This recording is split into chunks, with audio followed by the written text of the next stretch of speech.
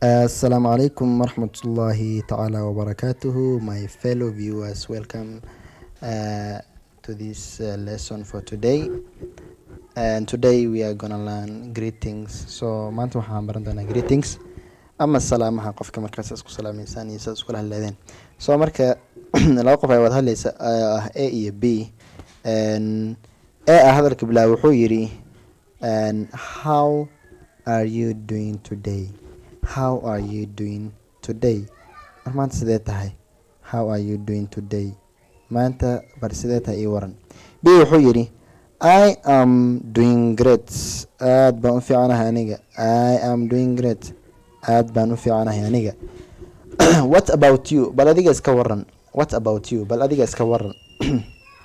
A wuxuu yiri I am absolutely lovely. Thank you. aniga aad baan u faraxsanahay.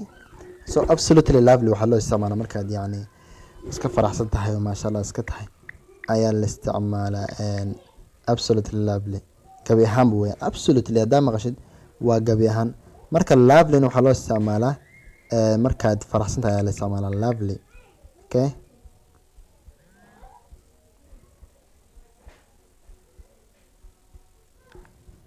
so wuxuu yiri thank you waa mahadsantahay.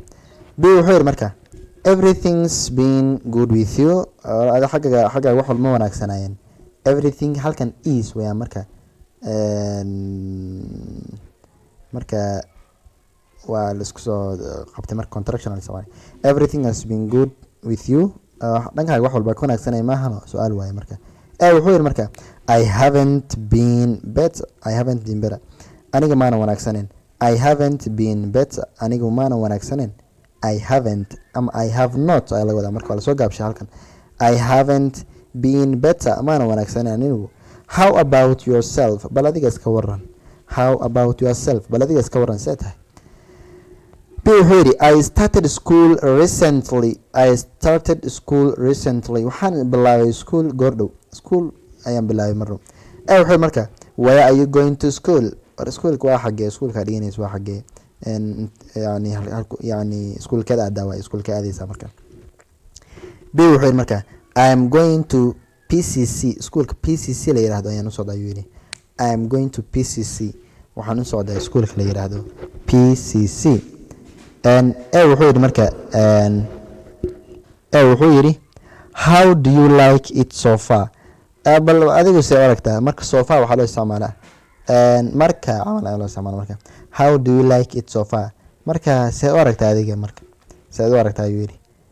B wuxuu yiri marka I like it so far. waan ka helaa. I like it so far marka adiga waan ka helaa. My classes are pretty good right now. fasaladaydan aad bay wanaagsan yihiin hadda.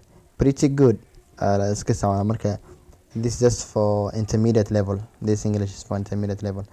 Right now hadda iska wanaagsan ayuu yiri. wuxuu marka wish you good luck. Okay,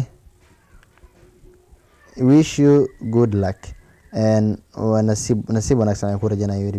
B wuxuu marka thanks a lot ama santahay. so marka this kalimadan is just for intermediate level and it's very much important. so far marka ilaa hadday noqon kartaa marka waa la iska isticmaali karaa. marka wuxuu yiri how do you like it so far? bal ilaa hadda see u aragtaa schoolkaada aday. wuxuu yiri I like it so far. ilaa hadda yani waan ka helaa oo maasha Allah wax xumaan ku maaragayo ka wada. My classes are pretty good right now. ka fasaladayna maasha Allah iska wanaagsan ayuu yiri. wuxuu yiri marka I wish you good luck nasiib wanaagsan ayaan ku rajaynayaa. B wuxuu yiri marka thanks a lot. aad ay u mahadsantahay. Assalamu alaikum warahmatullahi ta'ala.